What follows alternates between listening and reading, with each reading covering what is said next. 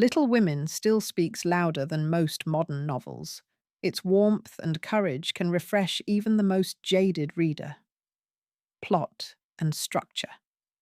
The March sisters' story looks simple, yet it hides careful narrative engineering.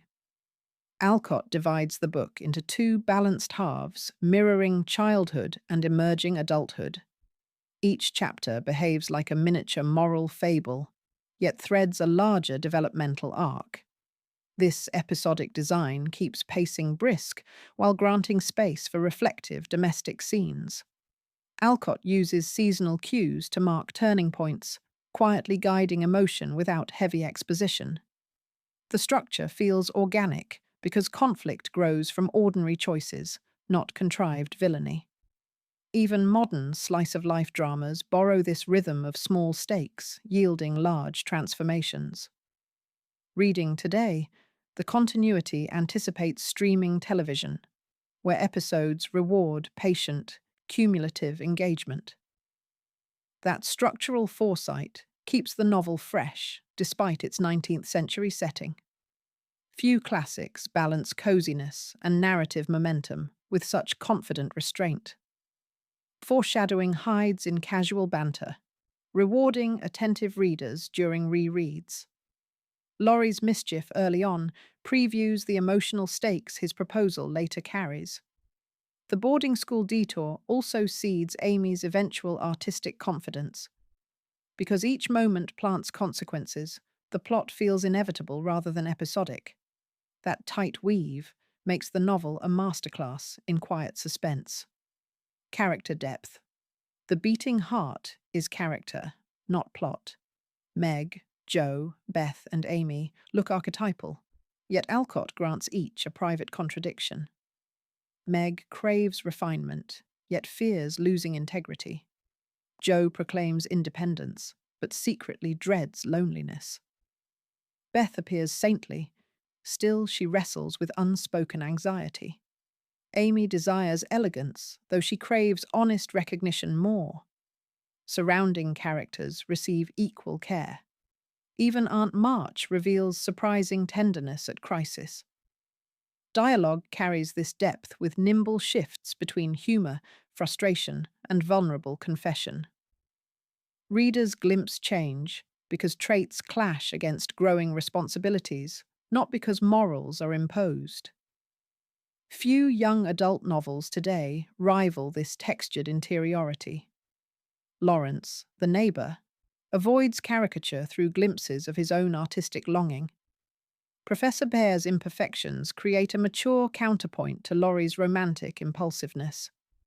Even the family servant, Hannah, radiates individuality through distinct voice and sturdy humour.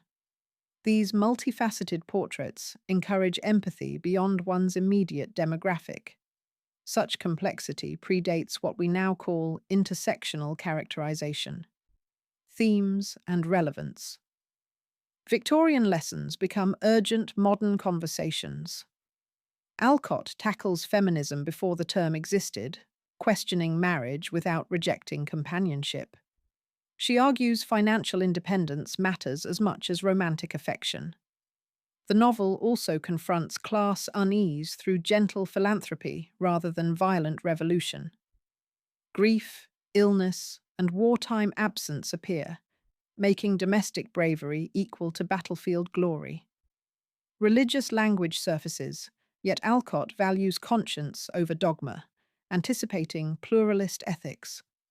Environmental mindfulness even slips in with descriptions of cherished trees and protected riverbanks. These ideas echo sustainability, body autonomy, and restorative justice debates today. Consequently, classroom discussions still spark, spanning gender studies and economics alike. Timeless values feel alive because Alcott wraps them in lived, imperfect experience. Education also surfaces as Jo's teaching highlights systemic inequality while celebrating intellectual agency. Alcott critiques consumerism through Amy's glove obsession, illustrating identity built on possessions. Yet she never shames comfort.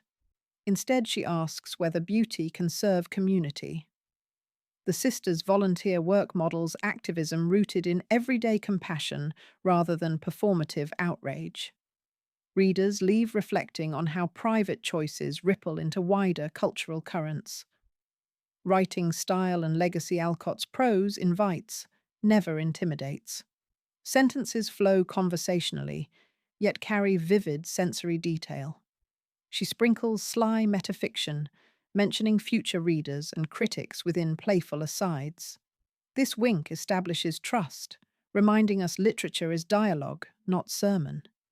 Her humor lands through character voice, not punchline, so jokes age gracefully. Modern editors credit Little Women for shaping realistic young adult fiction long before branding existed. Jo's creative struggle inspired authors from J.K. Rowling to Jacqueline Woodson. Film and television adaptations continue, yet none exhaust the book's intimate perspective. Libraries still loan their most battered copies because rereads reveal new textures each decade. Such staying power crowns Alcott among world literature's enduring voices.